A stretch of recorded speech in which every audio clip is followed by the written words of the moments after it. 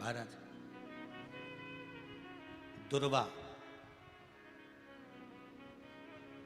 भगवान विष्णु को चढ़े, दुर्वा गणेश जी को चढ़े, दुर्वा शिव जी को चढ़े, दुर्वा ब्रह्मा को चढ़े, दुर्वा इंद्र को चढ़े, दुर्वा पितरों को चढ़े। कितना सुंदर कहा है। जिसके घर में पितृदोष प्रबल होता है, बहुत प्रबल पितृदोष है, तो उसके घर के जहां पानी का मटका रखा था, पितृदोष मालूम है ना? पितृदोष का लक्षण क्या होता है? 1 रुपए कमाओ, 1.25 रुपए खर्च हो, समझ लेना पितृदोष है। रात्रि को सो गए तुम, बड़े नींद आ गई तुमको, बहुत प्रेम से सो गए, सोने के 1.5 घंटे या 2 घंटे बाद तुम्हारी नींद खुल जाए और कम से कम आधे घंटे तक तुमको भूख लग रही हो, समझ लेना पितृदोष है। सोकर उठने के बाद में जैसे ही 1-2 घंटे की नींद हो गई और अचानक नींद खुल गई और तुम्हें भूख लग रही है,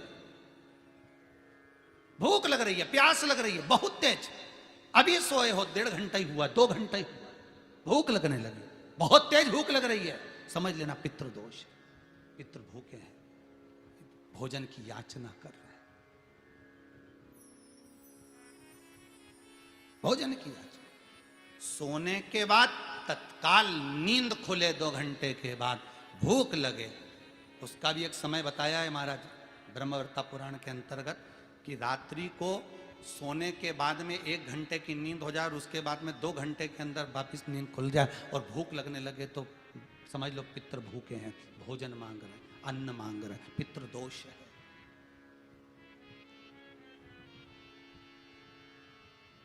पितृदोष का कुछ कुछ वर्णन किया गया है। घर में एक पात्र के चक्कर में, एक बेडशीट के चक्कर में, एक सामान के चक्कर में विवाद हो रहा है तो समझ लो पितृदोष है। 1 रुपया कमाया, 1.25 खर्च हो रहा है, पितृदोष है। घर में एक बीमार, दूसरा फिर बीमार हो गया, तीसरा फिर बीमार हो गया, एक ठीक हुआ, एक बीमार हुआ, पितृदोष है। पितृदोष का भाव तो उसके लिए करना क्या है? शिव महापुराण की कथा कहती है सुंदर, गणेश जी का चरित्र वर्णन करता है स्कंद पुराण कहती है, विष्णु पुराण कहती है कि दुर्वा 21 दुर्वा की गांठ बनाकर, 7 गांठ 21 दुर्वा की बनाकर जो अपने पितरों का मटका, मटका मतलब परिंडा, हंडा, जो भी पानी का भरते हो, उसके नजदीक में मात्र 1 कटोरी में चावल रखकर उसमें अगर दुर्वा रख देता है तो मात्र 5 या 7 दिन में पितृदोष समाप्त होना प्रारंभ हो जाता है। उसके घर में लक्ष्मी की वृद्धि होने लगती है, सुख शांति अपने आप आने लगती है, उसका क्लेश समाप्त हो जाता है। दुर्वा में वो गुण है जो पितृ भी उसका भाग अमृत तत्व प्राप्त करना चाहता, अमृत देना चाहता। और सरल भाषा में समझिए, जिसकी फैक्ट्री नहीं चल रही हो,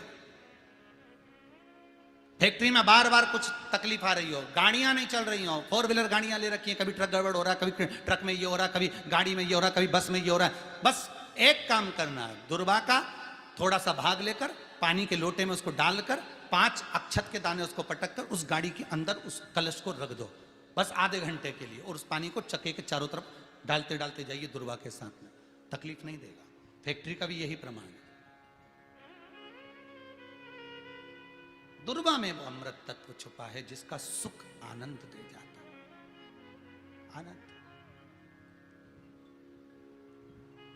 शिव पुराण कह रही है महाराज,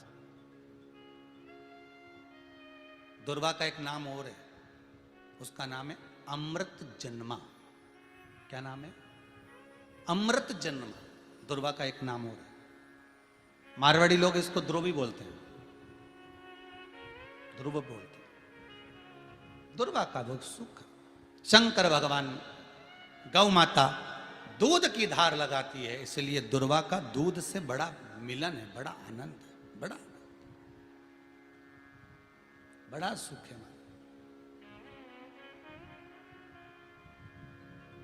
कोई भी ग्रह अनुकूल नहीं है, सब बेकार चल रहे हो, सब प्रतिकूल चल रहे हो, दूध के पात्र में दुर्वा डाल लो, पीपल के वृक्ष के नीचे चढ़ा कर आओ, राहु केतु शुक्र शनि जो भी गड़बड़ है सब सुधरना चालू हो जाता है। दुर्वा का वो सुख। जिस नदी में स्नान करो, तीर्थ में जाकर, उस नदी के पास में कोई बगीचा लगा हो, वहां की दुर्वा को तोड़कर स्नान करते समय नदी में मात्र विसर्जन कर देने पर पितरों को पिंड पहुंच जाता है। मात्र उस दुर्वा का विसर्जन कर देने पर पितरों को पिंड का भाग मिल जाता है। अभी ना तो तुम्हारे पास में आटा है, ना तुम्हारे पास में चावल है, ना तुम्हारे पास में पिंड है, ना कोई तुम्हें संकल्प छुड़ा रहा है, ना कोई तुम्हारे पास में वस्तु है, उसके बाद भी पितरों को भाग मिल रहा है। काय से? केवल एक दुर्वा के तत्व से। स्नान करने से पहले पवित्र नदी में, गंगा, यमुना, नर्मदा, सरयू आदि किसी पवित्र नदी में आप स्नान कर रहे हो, वहां के बगीचे में घूमकर आप जाते तो हो, पैदल ही नहाने जाते हो, तो घाट के आसपास में कोई बगीचा, वहां की दुर्वा तोड़ ली, एक दुर्वा नहाने से पहले अपने पूर्वजों पितरों के नाम से नदी में छोड़ दी। फूल तो छोड़ते ही हो, दिया भी छोड़ते हो, बस एक ही चीज नहीं छोड़ते, वो दुर्वा, और वो ही काम की, वही काम की। तुम कुछ छोड़ो ना छोड़ो, एक दुर्वा का भाग छोड़ दिया, वो पितरों के लिए सुख प्रदान करने वाला। शिव पुराण कह रही है महाराज, भगवान एक बार शंकर भगवान आनंद से विराजमान, उसी समय पर जब गौ माता निकल गई, उसके बाद में विष निकला, विष शंकर भगवान को दिया, शिव जी ने विष पिया, नीलकंठधारी कहलाए। पार्वती जी ने बार बार मना करा, भोलेनाथ विष मत पियो, क्योंकि इन देवताओं ने आपसे नहीं पूछा मंथन। जब घर के बड़ों से, घर के बुजुर्गों से, घर के बयों से, माता पिता से, सतगुरु से, गुरुजन से कोई काम अगर पूछकर नहीं किया जाता तो उस काम में अड़चन बहुत आती है। और आई, मंथन करने में कितनी अड़चन आई, कभी देवता रूठ जाए, कभी राक्षस रूठ जाए, कभी मालूम पड़े गौ माता निकल गई, कभी मालूम पड़े कुछ निकल गया, कहीं औषधियां निकल रही, कहीं रतन निकल रहे, कहीं विष निकल रहा, पर अमृत नहीं निकल रहा। बड़े परेशान हो गए। उसका कारण तो पूछा तो शंकर भगवान से नहीं पूछा गया। अगर देव अधिदेव महादेव के कानों में बात डाल देते तो शंकर जी कर देते। शंकर तो सरल सहज, उनके कानों में बस बात जाना चाहिए, वो तो तुरंत आ जाता, तुरंत वो तो सामने।